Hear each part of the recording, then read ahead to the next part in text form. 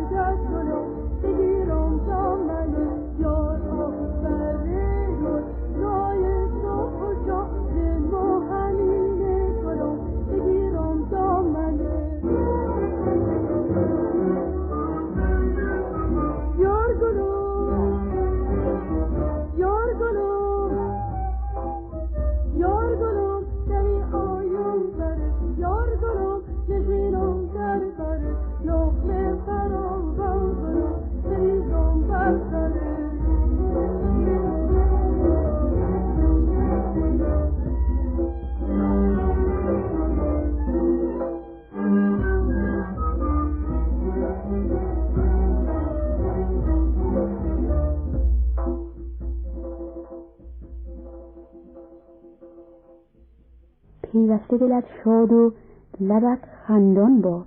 این بود شاخ گل شماره 23 که با آهنگی محلی و همکاری خانم آذر در استودیوی گلها تنظیم یافته. ستار از آقای عبادی، شعر از آقای بیژن ترقی.